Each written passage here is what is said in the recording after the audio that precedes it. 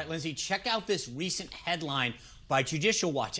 I actually couldn't believe it when I read this. It says State Department's records show U.S. Embassy in Ukraine monitored Sean Hannity, Laura Ingraham, Donald Trump Jr., Rudy Giuliani, journalists, and other U.S. citizens in potential violation of federal law. Now, according to Judicial Watch President Tom Fitton, the documents confirm officials at the embassy seem to set up an enemies list to monitor those inside President Trump's circle heading up into the last election. And guess what? One of the people targeted, according to the findings, is former White House advisor Sebastian Gorka. Sebastian Gorka and Tom Fitton join us now. Gentlemen, welcome to the show. Hello. Tom, I want to start with you first. Tom, I literally thought that this could be like an Onion headline. What the heck is going on that a U.S. embassy is monitoring U.S. citizens? Well, they're not allowed to be doing it, and Right. They were worried, and they track these influencers, as they were calling them, including the president's son and Seb, and the president's lawyer Rudy Giuliani, a whole host of Fox News hosts, and journalists like John Solomon and Sarah Carter. They were tracking their Twitter posts and social media posts about specific issues, about Biden and Burisma, about Ambassador Yovanovitch, who, of course, was there at the time, who was the Obama holdover that later was recalled by President Trump, and Biden and Soros and Burisma, all of which were involved, all of whom were involved in one way or another in causing issues in Ukraine and here at home. So they were very nervous about this. I think it was in March of 2019, and they were doing so much work they needed help from the State Department in Washington, D.C., and the response to the State Department official was, you can't do this. It's a violation of the Privacy Act. You want to look at someone's Twitter feed, that's fine, but to start creating files and reports on American citizens, that's not what the law allows. Yeah. It's frankly not clear that they stopped doing it, but maybe more investigation will figure that out. Right. Certainly the Justice Department doesn't seem interested in doing anything about this criminality. Right. Seb, obviously you're probably pretty excited that you're considered a big influencer, but does it trouble you that a U.S. embassy was monitoring you and your Twitter feed? It does, Sean, because my parents as children suffered under fascism. As adults, they lived under a communist regime where there were enemy lists. My father, as a pro-democracy activist, was arrested, was tortured and imprisoned by a communist regime. I mean, look at the last 4 years. Everybody talks about Watergate, Watergate, Watergate. Well, look, we still don't know whether Nixon actually committed a crime. I'm not talking about the plumbers. I'm not talking about the burglars. But now we have knowledge. We have DOJ proof that there was an operation to illegally surveil not only the Trump campaign, but the Trump administration, and Obama knew about it.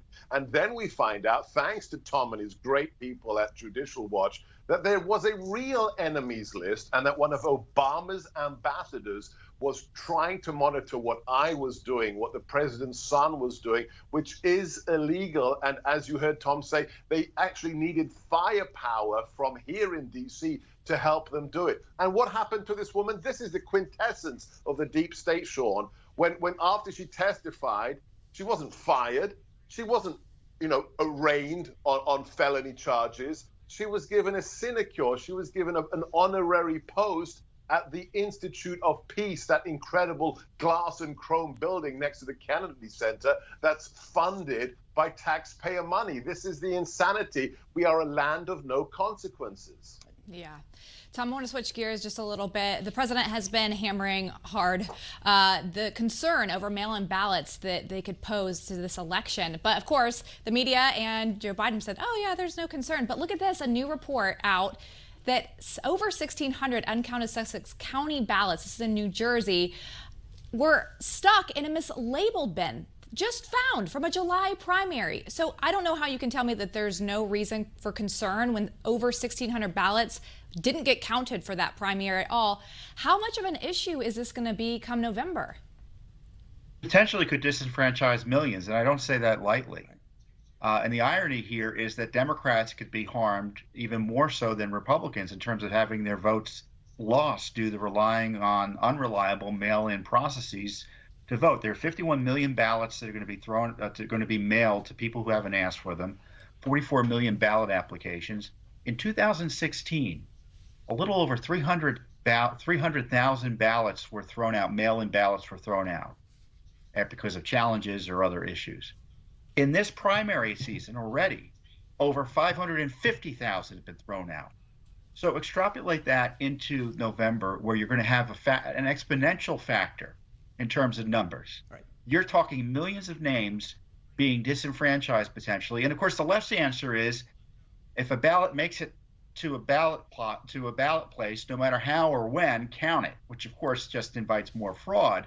My answer is, to ensure your vote is counted, the best way to do it is to vote in person, because otherwise your vote is more likely to be compromised, intercepted, challenged, and thrown out.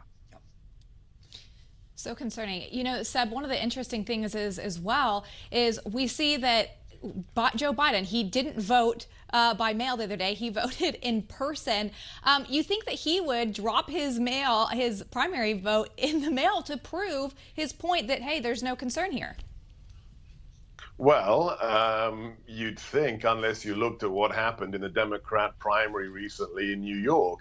It took 6 weeks for the results to be tabulated in one Democrat primary in one district of New York. And even then, the results were contested. And now 80 million ballots are being mailed out. There's no way on God's green earth that we're going to be, forget the fraud, forget ballot harvesting. There's no physical way to count those ballots by the time of the inauguration. And if that's the case, guess what happens? If there isn't a 270 electoral college result for one of the candidates, Nancy Pelosi, the Speaker of the House, becomes the acting president until there is a result. So this is a massive, massive threat to the integrity of our republic. That's why everybody should, what Seb just said, that should be put on like a bumper sticker. This is why you should care.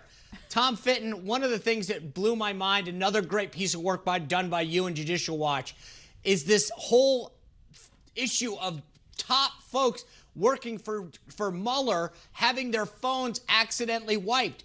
I mean, I can barely remember my passcode, and 20 people plus people or whatever suddenly accidentally wiped the phone that they used on this high-profile investigation. Tom Fitton doesn't seem to pass the smell test.